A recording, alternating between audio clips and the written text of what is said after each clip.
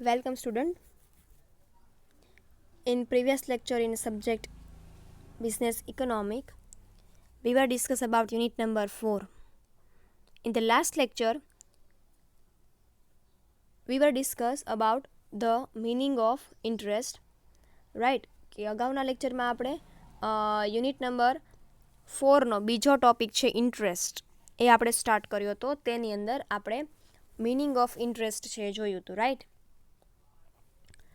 તેના પછીનો ટોપિક છે એ છે થિયરીઝ ઓફ ઇન્ટરેસ્ટ. તમારા સિલેબસની અંદર હવે તમારે ઇન્ટરેસ્ટમાં એટલે કે વ્યાજના દરમાં તમારે જોવાનું છે એ છે થિયરીઝ ઓફ ઇન્ટરેસ્ટ, એટલે કે વ્યાજના દર માટેની અલગ અલગ થિયરી. વ્યાજનો દર છે એ કેવી રીતે નક્કી થાય, interest rate, how to decide interest rate, એ માટે અલગ અલગ થિયરીઝ છે તમારે હવે જોવાની છે. ટોટલ 3 થિયરીઝ છે, બરાબર.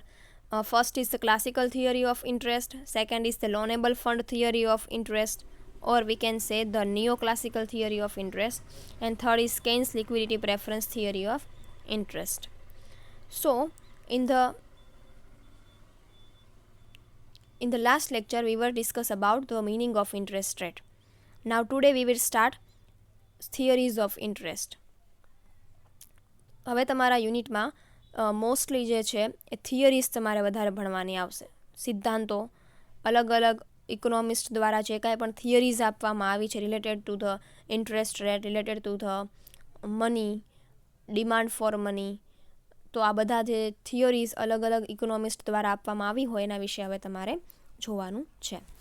Let us start with the theories of interest. Let us now pass on the question of determination or the rate of interest. How to decide, how to determine the interest rate. The important question is that interest rate છે decide કેમ થાય છે, બરાબર? So now we will start that how to determine the rate of interest. Various theories have been given to explain how the rate of interest is determined. તો કે ભાઈ interest રેટને determine કરવા માટે, નક્કી કરવા માટે વેરિયસ થિયરીઝ એટલે કે ઘણી બધી થિયરીઝ છે એ ડિફરન્ટ ટાઈપ્સ ઓફ ડિફરન્ટ અર્થશાસ્ત્રીઓ દ્વારા, ઇકોનોમિસ્ટ દ્વારા થિયરીઝ ઓફ ઇન્ટરેસ્ટ છે એ આપવામાં આવ્યા છે. The important theory which we shall discuss below are. તો કે જેમાંથી બહુ ઇમ્પોર્ટન્ટ થિયરી જે છે એ આપણે ડિસ્કસ કરવાના છીએ. And there are mainly 3 important theory, that is the first is classical theory of interest, second is the loanable fund theory of interest, or also said that the neoclassical theory of interest, and third is Keynes liquidity preference theory, right? So the first theory of interest is the classical theory of interest.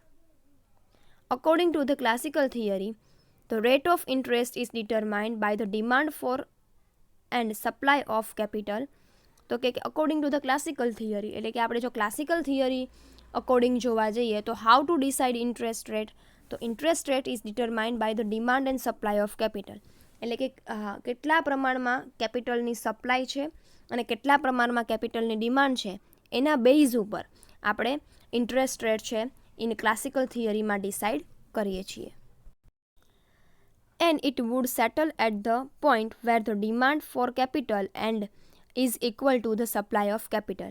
અને ક્યાં determine થાય છે interest rate? તો કે where the demand for the capital, એટલે કે જ્યારે demand શું કહેવાય તો કે માંગ ઓફ કેપિટલ, એટલે કે માંગ, મૂડીની માંગ is equal to the supply of capital, એટલે કે મૂડીની માંગ અને મૂડીનો પુરવઠો જ્યાં સરખા થાય એટ અ પોઈન્ટ, એ પોઈન્ટ ઉપર આપણે ઇન્ટરેસ્ટ રેટ ડિસાઇડ કરીએ છીએ, બરાબર? Now, since the demand for capital arises from the investment and the supply of capital comes from the saving. તો કે જો આપણે હવે એમ ડિસાઇડ કરીએ કે how to determine the demand of capital, right? તો ડિમાન્ડ ઓફ કેપિટલ છે એ આપણને ઇન્વેસ્ટમેન્ટમાંથી મળે છે. થ્રુ ધી ઇન્વેસ્ટમેન્ટ તો કે શેમાં? તો કે investment in the factor of production. According to the interest theory, we have to see the investment in form of the factor of production, right? કે આપણે જે ઇન્વેસ્ટમેન્ટની વાત કરીએ છીએ ઇન ધ ઇન્ટરેસ્ટ રેટ થિયરીમાં, તો ઇન્ટરેસ્ટ રેટ થિયરીની અંદર investment ક્યાં કરવાની વાત છે તો કે in the factor of production, એટલે કે ઉત્પાદનના સાધનોમાં ઇન્વેસ્ટમેન્ટ કરવાની વાત છે. So according to the business or according to the production point of view, the demand for the capital arises from the investment. એટલે કે ઇન્વેસ્ટમેન્ટમાંથી કેપિટલની ડિમાન્ડ છે એ અરાઇઝ થાય છે અને એ ઇન્વેસ્ટમેન્ટ પણ કઈના માટે ઇન્વેસ્ટમેન્ટની વાત છે તો કે તો for the factor of production. And the supply of capital come from the saving. તો આપણને સપ્લાય ક્યાંથી થાય છે, નાણાંની મૂડીની સપ્લાય ક્યાંથી થાય છે તો કે ફ્રોમ ધી સેવિંગ. સેવિંગમાંથી આપણે આપણી નાણાંની સપ્લાય છે એ કરીએ છીએ. It may be said that the rate of interest is determined by saving and investment.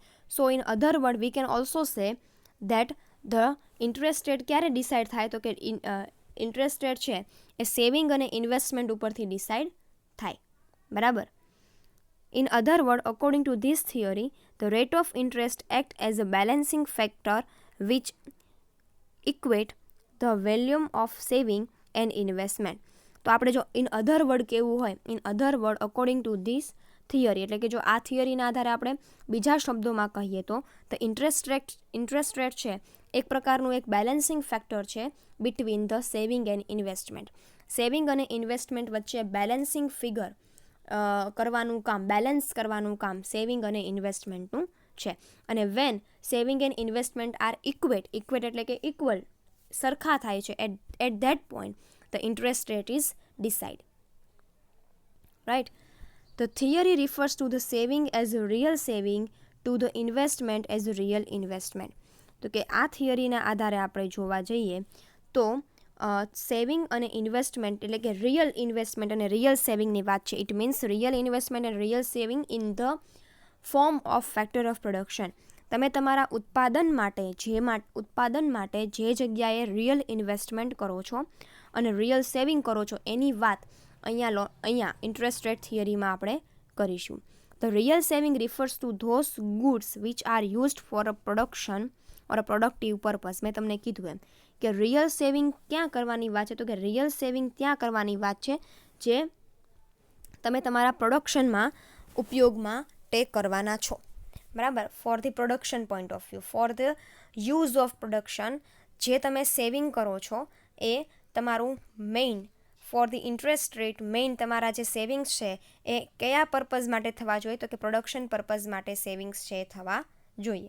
It is used for the production purpose rather than consumer, વાપરાશના હેતુ માટે નહીં, but for the future production activity. તમારા ધંધાના future production માટે, future productive purpose માટે તમે જે કાંઈ પણ સેવિંગ કરો છો એ તમારું રિયલ સેવિંગ છે.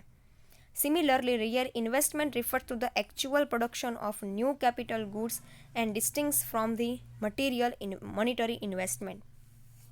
એ જ રીતે તમારું ઇન્વેસ્ટમેન્ટ જે છે, રિયલ ઇન્વેસ્ટમેન્ટ પણ એ શેના માટે છે તો for the production point of view. Actually production point of view છે તમારું જે કાંઈ પણ તમે ઇન્વેસ્ટમેન્ટ જે કરવાના છો એ તમે તમારા પ્રોડક્શન માટે કરવાના છો. Production of goods and services માટે તમારું ઇન્વેસ્ટમેન્ટ છે એ કરવાના છો, not for a monetary investment. એ મોનિટરી ફોર્મમાં એઝ ઇટ ઇઝ રાખવા માટે નહીં, but for the use for the production purpose તમે એનું ઇન્વેસ્ટમેન્ટ છે એ કરશો. Says in a share or stock, તો કે તમે અહીંયા શેર અને સ્ટોકમાં ઇન્વેસ્ટમેન્ટ નથી કરવાનું, but you have to invest your investment in the production purpose, four the production purpose. It is because of this the theory is also known as a real theory of non-monetary theory of interest. અને એટલા માટે અહીંયા કોઈ તમારા personal consumption માટે તમે saving કે investment નથી કરતા. તમે તમારા પર્સનલ કન્ઝમ્પશન માટે, પર્સનલ વપરાશ માટે તમે ડિમાન્ડ નથી કરતા મનીની. બરાબર. Here you have to demand, you have to deal with the objective of production. For the purpose of production you have to demand for money and you have to supply for money. અને તમે તમારી demand અને supply, તમારું investment અને saving for the point of view, for the purpose of production માટે કરો છો, નહીં કે તમારા પોતાના પર્સનલ કન્ઝમ્પશન માટે. That's why this theory is also known as a real theory of non monetary theory of interest. Let us now study the factor affecting demand for and supply of capital. તો કે હવે આપણે એ જોઈએ according to the classical theory of interest, what is the demand for a capital and what is the supply for the capital, right? So The demand for the capitals comes from the entrepreneur or a firm who desire to invest in goods in a capital goods. તો કે here demand four capital કેમ arise થાય છે? તો કે through the ઇન્ટરપ્રેન્યોર એટલે કે શું થાય? ઉત્પાદકો દ્વારા ઓર અ ફર્મ એટલે કે કોઈ પર્ટિક્યુલર પેઢી દ્વારા who desire to invest in capital goods, જે પોતાની ઉત્પાદન માટે કેપિટલ ગુડ્સ માટે મની છે એ ઇન્વેસ્ટ કરે છે.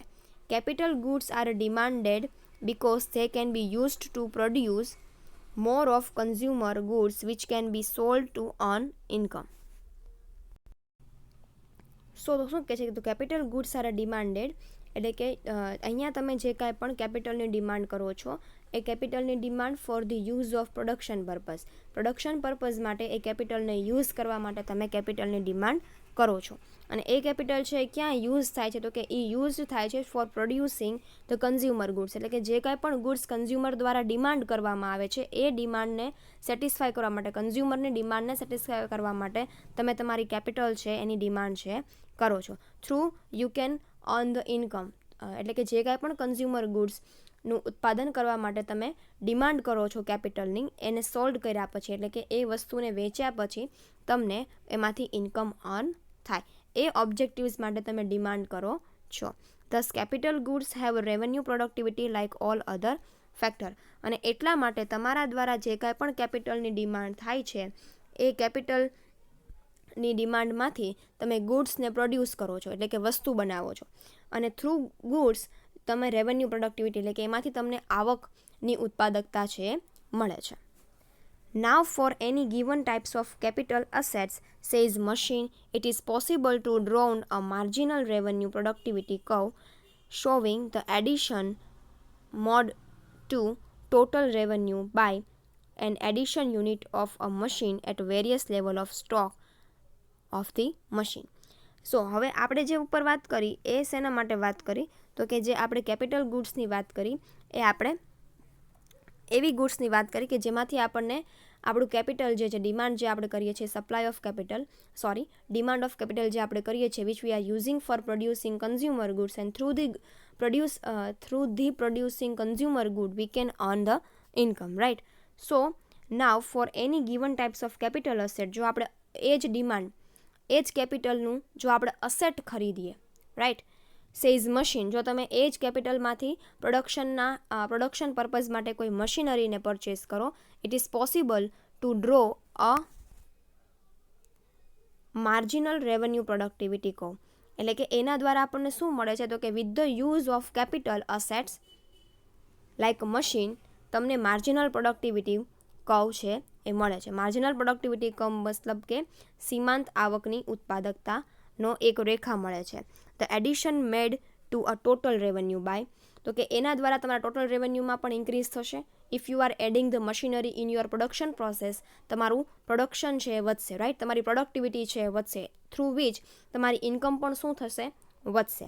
And addition unit of machine, તો કે જેટલું એક મશીન તમે ધંધામાં with the help of capital asset જે કાંઈ પણ મશીન તમે ધંધામાં એડ કરો છો એ તમારા સ્ટોકના લેવલમાં પણ શું કરે છે? વેરિયસ લેવલે વધારો કરશે.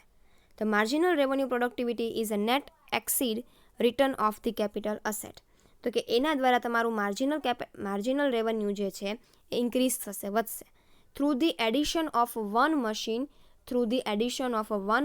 જે કાંઈ પણ એક્સ્ટ્રા યુનિટ્સ ઓફ આઉટપુટ તમે પ્રોડ્યુસ કરો છો એના દ્વારા તમને જે કાંઈ પણ તમારી ઇન્કમ વધી છે પહેલાં કરતાં, જે કાંઈ પણ ઇન્કમ અત્યારે વધી છે એ વધારાને તમે માર્જિનલ રેવન્યુ પ્રોડક્ટિવિટી તરીકે ઓળખો છો. The net exit return of capital asset is expressed as a percentage of a cost of capital asset, તો કે એના દ્વારા તમે જે કાંઈ પણ એટલે કે જે કોઈ પણ વધારો તમે through the addition of one machine જે કાંઈ પણ તમારી ઇન્કમમાં પહેલાં કરતાં અત્યારે ઇન્ક્રીઝ થયું છે એને તમે તમારે ટોટલ કોસ્ટના આધારે ડિવાઈડ કરશો, ટોટલ કોસ્ટના આધારે એની ગણતરી કરશો તો તમને શું મળશે? તો કે તમને કોસ્ટ ઓફ કેપિટલ અસેટ એનો પર્સન્ટેજ મળશે. The more capital assets of given kind of an entrepreneur has the less income will be expected to earn by adding one more unit of it, તો કે દર વખતે in every time તમે દર વખતે ધંધામાં નવું મશીનરી એડ કરો છો તો ઇન એવરી ટાઈમ એ તમારી ઇન્કમમાં વધારો કરે, it is not possible, right. The more capital assets of a given kind of entrepreneur has, તો કે દર વખતે તમારા ધંધામાં મોર આવી કેપિટલ અસેટ, મોર મશીનરી છે એડ કરવાથી તમારી ઇન્કમ છે એ લાંબા ગાળે કેવી થતી જશે? લેસ ઇન્કમ થતી જશે. Will accept to earn by adding a one more unit of it, જે દર વખતે આપણે unit of one capital unit જે આપણે વધારીએ એ દર વખતે આપણને પ્રોફિટેબલ થાય, દર વખતે આપણી ઇન્કમમાં વધારો કરે, એ પોસિબલ નથી. In other word, the marginal revenue productivity curve slope down to the right, અને એટલા માટે આપણી પ્રોડક્ટિવિટી પણ શું થશે? ધીમે ધીમે ડાઉનવર્ડ જશે, એટલે કે ઘટવા મળશે. સો તમારે જો ડિમાન્ડ ફોર કેપિટલમાં આ એક જ પેરેગ્રાફ છે એ યાદ રાખવાનો છે, રાઈટ. એક જ પેરેગ્રાફ છે તમારી માટે ઇમ્પોર્ટન્ટ છે. નેક્સ્ટ સીધું આવી જવાનું છે એ છે supply of capital, right. Supply of capital છે શું કહેવા માગે છે? So second is supply of capital. According to the classical economist, the supply of capital come out of the saving of the commodity. એટલે કે સપ્લાય તમને ક્યારે મળે? કેપિટલની સપ્લાય તમે ક્યારે મળે? જો તમે તમારું સેવિંગ કર્યું હોય, રાઈટ. તમારી પાસે સેવિંગ હોય, ઇટ મીન્સ તમારી પાસે નાણાંનો જથ્થો છે, એ બચત તરીકે તમે રાખ્યો હોય, તો ઇન ફોર્મ ઓફ સપ્લાય એ તમે આગળ યુઝ કરી શકશો four the use of production, right. તો શું કહે છે? According to the classical economics, supply of capital comes from the saving of commodity. જેટલું સેવિંગ તમે તમારું કરશો એટલું તમને સપ્લાય ઓફ કેપિટલ છે મળે છે. સપ્લાય મીન્સ પુરવઠો. Professor Senior, for example, pointed out that the capital is a result of a saving, and saving donate, absentees or sacrifices on the part of those who save. શું કહે છે?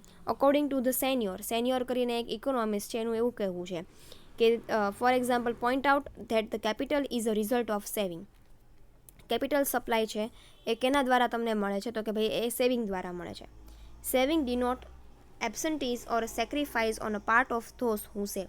એટલે કે તમે તમારી ઇન્કમમાંથી જે ભાગ સેક્રિફાઈસ કરો છો, કોસ્ટ નથી કરતા, મતલબ કે તમે જે ભાગ સેક્રિફાઈસ કરો છો ખર્ચ કરવામાં તમે જે ભાગ સેક્રિફાઈસ કરો છો એ તમે છે શું કરો છો? સેવ કરો છો. When an individual decides to save a given amount of money, it means that he has to make a sacrifice in the sense of that he postponed his present consumption to a future date. મેં તમને કીધું એમ કે એક individual જે છે એ સેવ ક્યારે કરે છે મની? તો કે an individual decide to save given amount of money. For an example, ચાલો I will give you one example for this. So મારી ઇન્કમ છે એ 15,000 રૂપીસ છે, રાઈટ. 15,000 રૂપીસ છે. તો એ 15,000 રૂપીસમાંથી I will decide that I have to save every month ₹5,000, right. કે હું એવરી મંથ ₹5,000 છે સેવ કરવા માગું છું. ફોર સેવિંગ ધીસ અમાઉન્ટ, જો મારે આ અમાઉન્ટને સેવ કરવી હોય, રાઈટ, તો મારે મારી જે નીડ્સ છે, મારી જે પ્રેઝન્ટ નીડ્સ છે, જે મારું પ્રેઝન્ટ કન્ઝમ્પશન છે, એમાં પણ સેક્રિફાઈસ કરવું પડશે. ઇટ મીન્સ કે જો મારે 5,000 રૂપીઝ ઇન 50,000 રૂપીઝમાંથી 5,000 મારે એવરી મંથ સેવ કરવા હોય તો આઈ હેવ ટુ મને કન્ઝમ્પશન માટે કેટલી અમાઉન્ટ મળશે? તો કે 10,000. મારે આ 10,000 રૂપીઝમાં મારું કન્ઝમ્પશન, મારો વપરાશ છે એ કરવાનો છે, બરાબર. સો એટલે કે આ 10,000 રૂપીઝમાં જે કાંઈ પણ હું કરીશ, જેટલું મારી જે ખર્ચ છે એ હું 10,000 રૂપીઝમાં જ કરી શકીશ, બરાબર. તો આ 10,000 રૂપીઝથી ઉપર જે કાંઈ પણ ખર્ચ મારો થતો હોય એ ખર્ચ માટે મારે સેક્રિફાઈસ કરવું પડશે. Because of I have to save 5,000 every month. મારે એવરી મંથ 5,000 રૂપીઝ સેવ કરવા છે, તો મારે 10,000 રૂપીઝથી ઉપરના જેટલા મારા એક્સપેન્સ થતા હોય એને મારે શું કરવું પડશે? પોસ્ટપોન કરવા પડશે, એને મારે સેક્રિફાઈસ કરવા પડશે. સો અહીંયા તમને શું કહે છે? When an individual decide to save given amount of money, કોઈ એક ઇન્ડિવિડ્યુઅલ છે એક ચોક્કસ અમાઉન્ટ ઓફ મની સેવ કરવા માંગે, it means that he has to make a sacrifice in the sense that he postponed his present consumption to a future date. Future date માટે મારું જે કાંઈ પણ પ્રેઝન્ટ કન્ઝમ્પશન છે, પ્રેઝન્ટ મારી વપરાશ છે, એ હું શું કરીશ? પોસ્ટપોન્ડ કરીશ, સેક્રિફાઈસ કરીશ. Interest is the price for this sacrifice. અને ઇન્ટરેસ્ટ શું છે? તો કે જે કાંઈ પણ સેક્રિફાઈસ હું કરું છું એની એક પ્રાઇસ છે. Later doctor Marshall substitute the word waiting for absentees and pointed out that saving involved the element of waiting in the sense that when a person saves money, lend it to the other, he has to wait for a definite period till he get back his money. તો કે marshal જે છે એનું કહેવું એવું છે કે van એની person જે છે એ વેઇટિંગ ફોર એબસન્ટીઝ એટલે કે હું એ સમયનો કહેવાય ને કે ભાઈ ગેરહાજરીનો રાહ જોવી, વેઇટિંગ ફોર એબસન્ટીઝ એટલે કે ગેરહાજરીની રાહ જોવી. ઇટ મીન્સ સેવિંગ એક એવું એલિમેન્ટ છે ઇન ધ સેન્સ દેટ કોઈ પણ પર્સન જે છે એ પોતે સેવ કરે છે. That van a person save money, કોઈ પણ એક વ્યક્તિ છે એ પૈસા છે સેવ કરે છે, lend it to the other, એ સેવ કરીને કોને આપે છે? કોઈ બીજા વ્યક્તિને આપે છે. He has to wait for a definite period to till એટલે કે એને કોઈ ચોક્કસ પીરિયડ સમય સુધી રાહ જોવી પડે છે જ્યાં સુધી જેને એને પૈસા આપ્યા છે એ એને પાછા ન આપે. Thus, if people are to be induced to save money and lend it to others, some price is to be paid to them as a components for sacrifice or waiting involves in a saving that capital. તો કે જે કોઈ પણ વ્યક્તિ પોતાનું saving અધર વ્યક્તિને land કરે છે for a particular period of time, એ શું કરે છે? વેઇટ કરે છે. એનું સેવિંગ જે છે એ પાછું મેળવવા માટે એ વેઇટ કરે છે અને એ જ્યારે એ પોતાનું સેવિંગ પાછું મેળવશે એટ ધેટ ટાઈમ એને શું મળશે? એના ઉપર પ્રાઇઝ મળશે.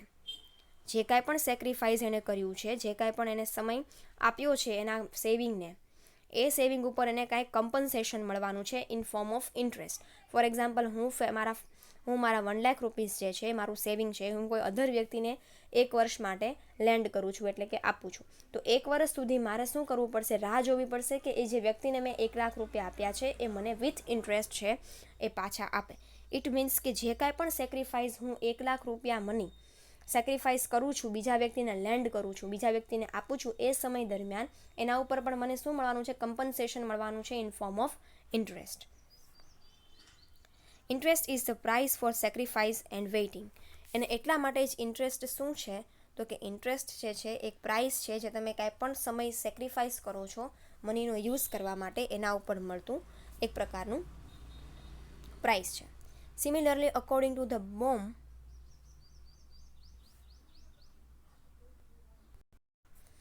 Bloom break, interest arises because people prefer present goods to future goods of same kind and quality. Therefore, there is an IGO or a premium on present goods over future goods. તો કે બીજા અર્થશાસ્ત્રીનું પણ એ જ કહેવું છે કે વેનેવર person invest there money, વેનેવર person saving there money, કોઈ પણ એક વ્યક્તિ છે, ઇન્ડિવિડ્યુઅલ છે, એ મનીને સેવ કરે છે for present goods to a future એટલે કે પોતાની પ્રેઝન્ટ નીડ્સને, પોતાની પ્રેઝન્ટ સેવિંગને ફ્યુચર માટે શું કરે છે? ઇન્વેસ્ટ કરે છે અને એના ઉપર એને ફ્યુચરમાં પણ શું મળે છે? વિથ ધ કહેવાય ને પ્રીમિયમ, વિથ ધ પ્રીમિયમ એટલે કે એક્સ્ટ્રા પૈસાથી એનું પ્રેઝન્ટ ગુડ છે એને ફ્યુચરમાં મળે છે. People prefer to present satisfaction to future satisfaction and therefore interest is the price which must be paid in order to induce the people to lend money and therefore postpone the present satisfaction to a future date. તો કે અત્યારનું તમારું જે present satisfaction છે એને તમે sacrifice કરીને ફ્યુચરમાં એ તમને વધારે રિટર્ન આપે એ હેતુ માટે તમે તમારું પ્રેઝન્ટ જે છે, પ્રેઝન્ટમાં તમારી પાસે જે કાંઈ પણ સેવિંગ છે એને તમે શું કરો છો? Which is paid to be in order to lend to other. તમે તમારી મની છે એ તમે પ્રેઝન્ટ સેટિસ્ફેક્શનને પોસ્ટપોન કરો છો અને તમે તમારી મની છે એ કોઈ અધર પર્સનને લેન્ડ કરો છો કારણ કે તમને ફ્યુચરમાં એ વધારે શું આપી શકે? તો કે વધારે તમને એ રિટર્ન આપી શકે with the premium. Professor Irving Fisher held the view that interest is paid because of a time preference. People prefer to present satisfaction to future satisfaction and therefore they are impatient to spend their income in the present. According to Fisher, interest is the price for the time preference of an individual. It means individual જે છે, particular individual છે, પોતાના time preference પ્રમાણે પોતાના present satisfaction અને future satisfaction પ્રમાણે શું કરે છે? તો કે ભાઈ મની છે એ બીજા લોકોને સ્પેન્ડ કરે છે. થ્રુ એણે જે કાંઈ પણ મની બીજા લોકોને સ્પેન્ડ કરી છે એમાંથી એને શું મળવાની છે, ઇન્કમ મળવાની છે, એટલા માટે. પ્રેઝન્ટ સેટિસ્ફેક્શન અને ફ્યુચર સેટિસ્ફેક્શન શું કહે છે કે જે કોઈ પણ મનીનો તમે અત્યારે વપરાશ કરવાથી તમને જે સેટિસ્ફેક્શન મળતું હોય it cold a present satisfaction. અને એ જ મની તમે કોઈ બીજા વ્યક્તિને લેન્ડ કરો છો અને with the premium, with the extra premium તમને ફ્યુચરમાં એમાંથી જે કાંઈ પણ સેટિસ્ફેક્શન મળવાનું છે it's called a future satisfaction. So એક પ્રકારે અકોર્ડિંગ ટુ ફિશર પ્રમાણે ઇન્ટરેસ્ટ રેટ શું છે તો કે ઇન્ટરેસ્ટ રેટ છે એ ટાઈમ પ્રેફરન્સ છે. ઇન્ડિવિડ્યુઅલ છે એ કયા ટાઈમ પ્રેફરન્સમાં સેટિસ્ફેક્શન મેળવવા માગે છે એ પ્રમાણેનો એક ટાઈમ પ્રેફરન્સ છે એ interest rate according to Fisher છે. So today we will discuss about what is the meaning of supply of capital and what is the meaning of demand of capital according to the classical theory of interest. In the next lecture we will see how to decide with the help of demand and with the help of supply of capital how to decide the interest rate, જે આપણે next લેક્ચરમાં જોઈશું. Thank you.